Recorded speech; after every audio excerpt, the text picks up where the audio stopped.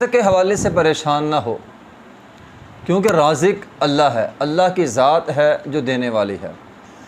اس لیے انسان کو عبد الدرہم عبد الدینار نہیں بننا چاہیے کہ بندہ ہر وقت پیسے کا ہی بندہ ہو، پیسے سے ہی مطلب ہو، پھر ہی انسان کسی کا کام کر سکتا ہے، اگر پیسہ نہیں ہے تو کچھ بھی نہیں ہے۔ تو انسان پیسے کا بندہ بننے کی بجائے عبداللہ بن جائے، اللہ کا بندہ بن جائے، اللہ پر بھروسہ ہو، اللہ پر یقین ہو، تو رزق کا مالک اللہ ہے۔ اللہ انسان کو جو ہے وہ دیتے ہیں، وَيَرْزُقُهُ مِنْ حَيْثُ لَا يَحْتَسِبُ وَمَنْ يَتَوَكَّلْ عَلَى اللَّهِ فَهُوَ حَسْبُهُ۔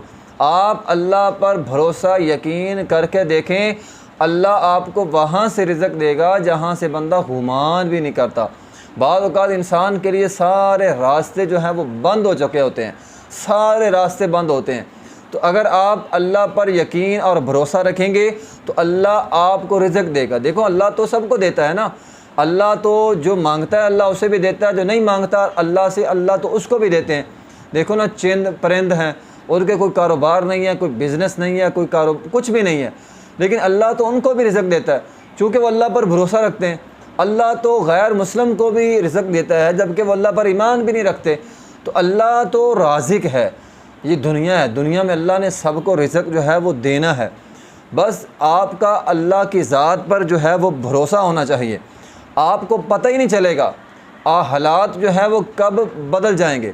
انسان وقتی حالات سے جو ہے وہ پریشان ہو جاتا ہے، خاص کر انسان اپنے مستقبل کے بارے میں پریشان ہو جاتا ہے، میرا کیا بنے گا، مجھ پر اتنے سخت حالات آ گئے، میرا کیا بنے گا۔ دیکھو نا جب انسان یہ سوچتا ہے میرا کیا بنے گا، پھر انسان جو ہے وہ کچھ نہیں کر سکتا۔ اب دیکھیں نا یوسف علیہ السلام، اللہ تعالیٰ نے یوسف علیہ السلام وہ جو ہیں وہ کنویں میں چلے گئے، بھائیوں نے کنویں میں پھینک دیا۔ اب انہوں نے یہ نہیں سوچا میں تو کنویں میں آ گیا میرا کیا بنے گا، انہوں نے اللہ کی ذات پہ بھروسہ رکھا، اللہ نے وہاں سے نکالا اور بادشاہ بنا دیا۔ تو اللہ کس راستے سے آپ کی مدد کرے گا آپ کو خود نہیں پتہ، اور کب ہوگی آپ کو یہ بھی نہیں پتہ۔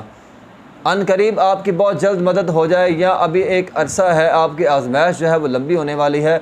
بالآخر رزق تو اللہ کی ذات نے دینا ہے، اللہ کی ذات کے علاوہ کوئی بھی رازق نہیں ہے۔ اور اسی طرح یہ بات بھی سمجھ لیں کہ رزق سے مراد صرف اور صرف مال نہیں ہوتا، اللہ رازق ہے اور رزق کی اللہ نے بہت ساری قسمیں اللہ تعالیٰ کے پاس، تو لازمی نہیں پیسہ مل جائے تو آپ سمجھ لیں کہ مجھے رزق ملا ہے، پیسے کے علاوہ اگر پیسہ نہیں ہے تو آپ سمجھیں میرے پاس رزق ہی نہیں ہے۔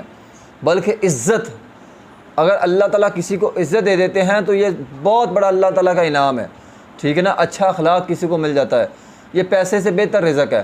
اچھا کردار کسی کو مل جاتا ہے، آپ لوگوں کے ساتھ اچھا رویہ کرتے ہیں، لوگ آپ کے لیے دعائیں کرتے ہیں، آپ کو لوگوں کی دعاؤں کا حاصل ہونا کتنا بڑا رزق ہے۔ دنیا کا مال تو دنیا میں رہ جائے گا، لیکن جو لوگوں کی دعائیں ہیں وہ آپ کو مرنے کے بعد بھی آپ کے لیے خیر کا باعث بن جائیں گی اور آپ کے لیے اچھائی کا باعث بن جائے گی۔ اس لیے انسان پریشان نہ ہو اللہ کی ذات پر۔ نبی پاک علیہ السلام نے فرمایا جس طرح پرندے اللہ کی ذات پر بھروسہ کرتے ہیں، اگر ویسا بھروسہ انسان اللہ کی ذات پر کر لیں تو رب تعالیٰ جس طرح پرندوں کو رزق دیتا ہے اسی طرح اللہ تعالیٰ انسانوں کو بھی رزق دے گا۔ تو ضرورت اس امر کی ہے کہ ان کی طرح، پرندوں کی طرح، انبیاء کی طرح، صالحین کی طرح، نیک لوگوں کی طرح ہمارا بھروسہ اللہ کی ذات پر ہونا چاہیے، تو پھر اللہ انسان کو جو ہے وہ رزق دیتا ہے۔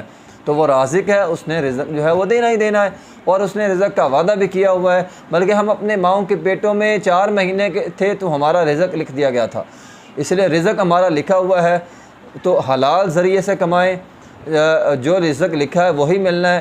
لیکن اگر ہم حرام کے راستے پر چل کر کمائیں گے تو ہمارے لیے بھی نقصان ہوگا اور کل قیامت کے دن بھی ہمارے لیے نقصان ہوگا۔ وآخر دعوانا الحمدللہ۔